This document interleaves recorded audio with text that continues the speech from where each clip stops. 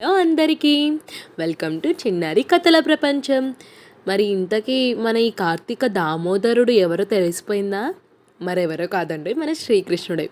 మరి ఈ దామోదర్ అనే పేరు ఎలా వచ్చిందో చూసేద్దాం. ఒకరోజు బాలకృష్ణుడు యశోదమ్మ ఇంట్లో వెన్న దొంగలిస్తూ వెన్న కుండలు పగలగొట్టి పెద్ద అల్లరి చేశాడు. పదే పదే అల్లరి చేస్తున్న శ్రీకృష్ణుని శిక్షించడానికి యశోదమ్మ కోపంతో అతన్ని ఒక రోకలు కట్టడానికి నిర్ణయించుకుంది.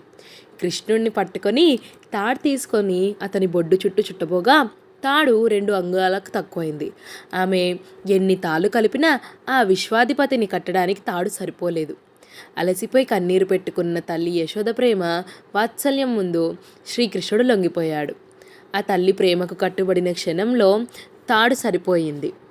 యశోదమ్మ అతన్ని రోకలికి బంధించింది. దామ అంటే తాడు, ఉదర అంటే బొడ్డు.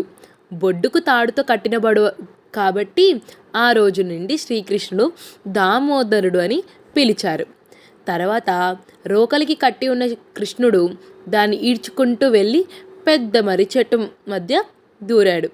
ఆ 2 చెట్లు కూలిపోగా వాటిలో ఉన్న నలకుబేరుడు మణిగ్రీవుడు అనే కుబేర కుమారుల శాప విమోచనం కలిగింది. విశ్వాన్ని నియంత్రించే శ్రీహరి కేవలం భక్తుల ప్రేమ వాత్సల్యం అనే తాళాలకు మాత్రమే లొంగిపోతాడని ఈ లీల నిరూపిస్తుంది.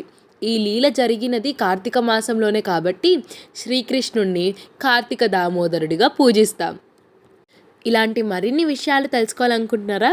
అయితే వెంటనే like, share and subscribe to చిన్నారి కథల ప్రపంచం.